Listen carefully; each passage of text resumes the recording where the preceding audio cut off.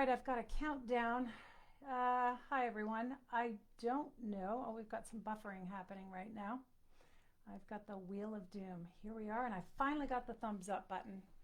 Hi, everyone. Rose McInerney here. I'm happy to be with you this evening. It's about 5 minutes late. So hopefully I'm working out the kinks.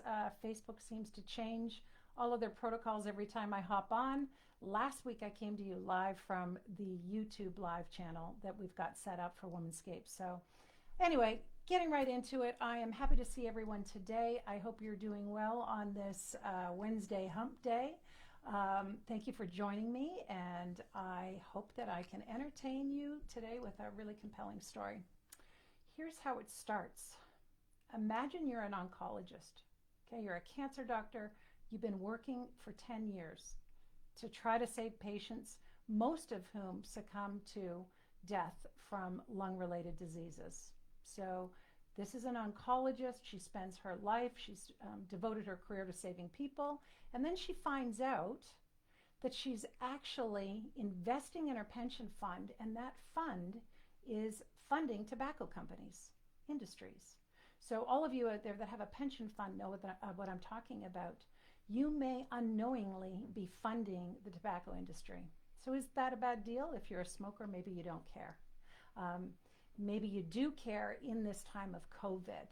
So I am excited to tell you about a woman named Dr. Bronwen King. She is in Australia, and she's been doing some phenomenal things since 2010 when she found out that she was actually fighting the very thing that she was paying for. So she said, there's got to be something better than this. So I want to talk to you a little bit about Bronwyn, who she is, and why that story is so compelling. And of course, before I get there, we've got to have a little bit of sipping. We can't just get together here and enjoy good stories, although that's good enough maybe. It's Wednesday, and I don't know about you, but sometimes it's a little helpful to get a little something to get you over for the next week. So, but in lieu of the story, I thought I'd get something relatively healthy today. Hi, Julie. I'm saying hi to you. So I'm going to bring my ingredients over here. In deciding what drink to do from week to week, I look at who it is that I'm going to be talking about. So who's our history maker, our game changer? Dr. Bronwen King is super healthy, of course. She's petite, very strong woman that gets on a plane and spends, I think, about 300 days of the year on a plane. Mother of 2 kids, super successful. So she's built this business. So I thought, you know what, I've got to do something relatively healthy, especially when I talk to you about movies at the end. So we're going to start with something. It is the most popular drink in Australia. It's called, well, the Down Unders would know this. It's called a lemon lime bitter. It is a mix that involves very few things. So one is a bunch of ice. So I've got a nice little setup here. So I think what I'm going to do, so you can see what I'm doing, is just sort of raise a glass a little early. So quite simple. It's a few ingredients. I'll post all the ingredients on Facebook after I finish the live. But essentially it's a glass of ice. Fill it to the brim. I have my, you can't see over here as I'm throwing ice on the floor, but I've got a super fancy, beautiful crystal ice, ice bucket.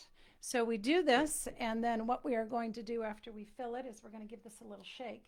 And I'm just going to hold it up. It is not a paid advertisement, of course, but this Angostura is supposed to be the best bitters to use. So it calls for about 2 or 3 drops of it, and that's really the only alcoholic part, so you didn't really count how many drops I was doing there. Then we're going to add about 15 milliliters in metric, of course. So here in the US, it's just a really healthy dollop, probably a couple of tablespoons, maybe about a third of a cup. And then we're going to throw a splash of lemonade on top. So we're going to do that. And then for those of you that can see my camera here, it's sort of mixing as I put the lemonade in there. I'm going to give it a little bit of a stir. So this is fun. I hope you're thinking about or you're sipping on something right now.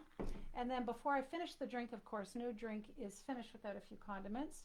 So we're going to throw some limes in there to match the lime juice. And when I was doing my research, I saw that the Brisbane Hotel in Australia also adds lemons to it. So depending on the strength of it. And then of course I have these beautiful striped straws. And then if I really wanted to get fancy and I was having a little soiree, we'd have a drink like this. So I'm going to say a cheers. This is the celebratory drink for you, Dr. Bronwen King, but also all of you that are out there and watching today. So we're going to have a quick little sip. God, it is refreshing. So apparently it's super popular on the golf course as well. So I'm going to put this drink in front of me here to enjoy it. And I didn't need to use my beautiful napkins, but anybody that knows me knows that I love having icebreaker napkins is what I call them. So this one here says, my therapist told me to cut back on wine, and then we laughed and we laughed and we laughed. So I really like this one. I thought it was great. So we're all set. We've got our sipping for the story today. So let's get back to Dr. Bronwen King and let me tell you a little bit about her. So 2010, she found out that she was unknowingly contributing not only to the loss of her patients, but the number of people dying every year annually. And it's estimated, and while that changes, it's estimated that 8 million people around the world die from smoking-related diseases. So obviously, we all know in this heightened COVID world and reality that, if your lungs are compromised, your immune system is compromised, it's not a good thing. So adding smoking to it, certainly, it's something that we have, of course, freedom and to choose. But that said, here's why there are some hidden things behind that we might not know. Big shout out to all of you that are watching there. So things to know, and a special friend of mine knows quite a bit about this, and that's that the industry is changing. And in fact, over the years, what people have discovered, and this dates way back to the 1940s when, we saw quite commonly used in the movies and all over the place this glorified, sexy kind of image with cigarettes. But over time, within the first decade, we started to question the carcinogens in it. And in fact, on average, one single cigarette will have more than 50 carcinogens in that. So if you don't know what that means, just imagine yourself spraying Roundup or any kind of pesticide on the grass and then inhaling it, because that's really the equivalent. So not only is it bad for your health, what's happened is over time, there have been numerous lawsuits that people have sued governments, towns, cities, companies for not helping them to know the actual underlying truth behind what this does to you. And so why is that an issue? Well, there's rules around the world that are different in every country, and tobacco companies have a lot of money, let's face it. And because they do have a lot of money, it's quite easy for them to skirt laws. So I'm not going after the tobacco companies, but what I am saying is that this was really what Dr. Bronwen King eyed. She said, this is something, how do I stop this? I know that it's bad. I'm a doctor. I do not want to contribute, so I'm going to pull all my pension monies out. So she went to the CEO of her superannuation fund and said, I'm a doctor. We've got to fight this. She was able to convince the Australian government that it was a good idea. And so over the course of time in the last 10 years, more than and I'm going to say this very, very carefully, more than $8 trillion have been divested from tobacco companies. Now, that sounds like a lot of money to me. The truth is, tobacco companies have billions and billions of dollars. So how do we fight this? This is one woman who says, you know what? It's one story. It's my story. I'm going to see who I can talk to and try to convince them that maybe it's not such a good idea to be investing in this. So this is how it started. Super slowly, but essentially. And then please share questions as well while I'm talking, because I might get a little boring here, and I'm hoping my mic is picking it up. But essentially, over the last 10 years, she's traveled around the world, and she's convinced all kinds of banks and investment companies to divest their assets. So what do we know about this that makes her argument more compelling? Well, first thing we know, health. She's got an insider perspective, being a doctor, being able to speak to the specifics of what it does to your body. But she's also taken a look at what's happening around the world. And some of you out there that are conversant in the investment areas know that there's a real strong movement to being socially responsible when we invest in companies. And that means something as simple as looking at what we're doing to the environment. Are we destroying our trees? Am I putting money into a company that is knowingly dumping pollutants into the ocean? So me as an investor, I have a lot of power and I can decide, you know what, I don't want to do that. Yeah, I see a few yums on the side, so I'm just going to raise those. This glass, it is that tasty. So it is a serious subject, but so here's what's happened over time. Dr. King said, okay, I'm going to fight. I'm going to let people know. I'm going to educate them. I'm going to share what's happening. And then I'm going to go to the investment companies. I'm going to hit the CEOs and I'm going to say to them, you can sign on and get your company to be tobacco free of all its investments. So if you can imagine those dollars over time, over countries around the world, they start to add up. And that's how Dr. King has gotten to 8 trillion at the time that I wrote the article. I actually think it's gone up even further than that. So COVID is a great time for us to take a look at our health, right? Pretty healthy drink other than the few little bitters in there. But really it's a good time for us to look at what we're doing. But I think many of us are also becoming more socially responsible in many ways. We're taking a look at how we're living our life. Are we living in a meaningful way? We have time. What legacy do we want to leave? I know I'm a mother of 3 young women and they are mothers. I don't want to leave my grandkids with a polluted world and, getting to 1 minute before midnight where we can't turn back the clock of time. So I think it is super important, but there are other interesting little things that I didn't know about when I started to write this article about Bronwyn. And that is how in China and India, children, tens of thousands of children are unable to go to school because they are in the tobacco fields and harvesting crops. Not only are they used as human labor, and we know, looking at the UN and all the child labor laws that we've got around the world to protect kids, this is a place where nobody's really looking, nobody's counting, nobody's watching. So the more we share this, the better it is. And in fact, the United Nations has taken a huge stand when it comes to tobacco, and it is the only product, it is the only thing in the marketplace where the UN has said this is counterproductive to your health. Unequivocally, it's and I said that one really well, but truly, I mean, it is the one and only thing. So not only are kids harvesting it, kids are starting to smoke earlier. Again, when you look at the demographics, 8, 9, 10-year-olds are being pitched tobacco products. We know here in North America, when vaping came out, we were told it was all safe, weren't we? And then over the course of time, we had people suddenly dropping dead, and they were young. They were in their teens, they were early 20s, and they were dropping dead. And everything was pulled back off the shelf.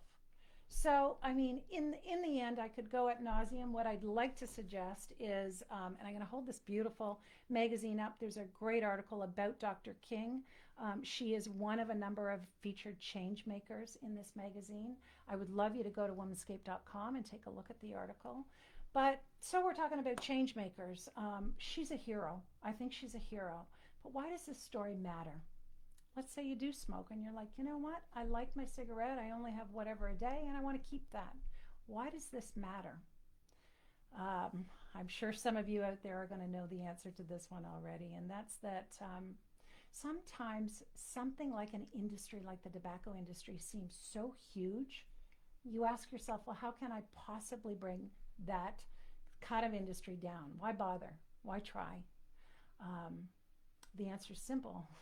Just look at what's happened with I Can't Breathe. Look at what's happened with our civil rights movement right now.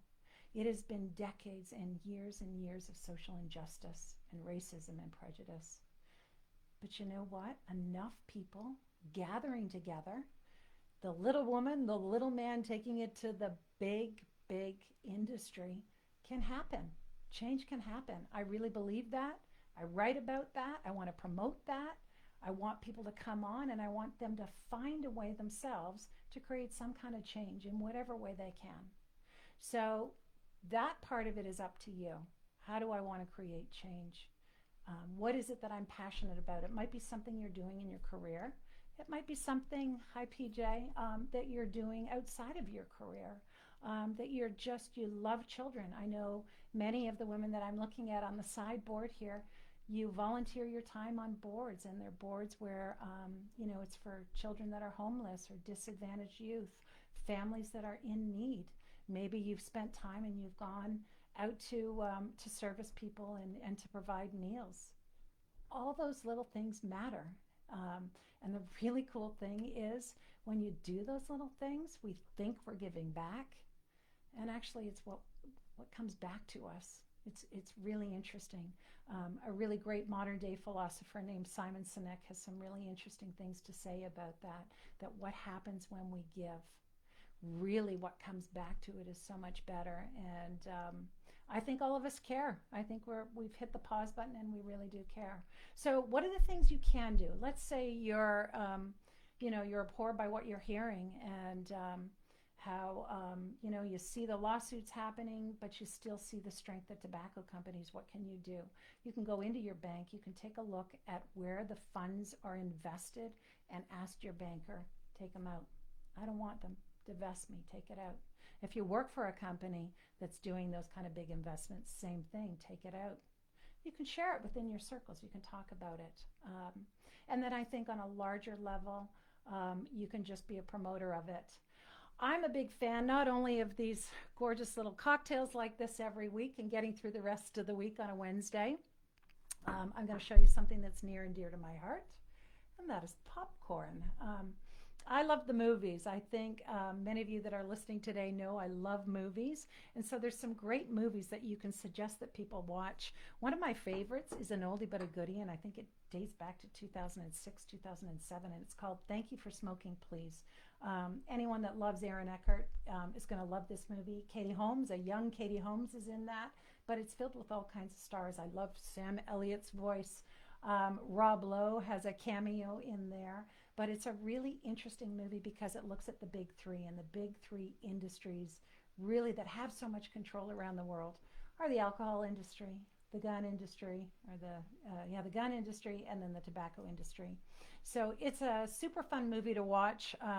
These three lobbyists get together and they meet regularly, looking at how they can change the narrative so that they can skirt underneath the laws and people keep having access to the sin taxes, all the sins that they love to have.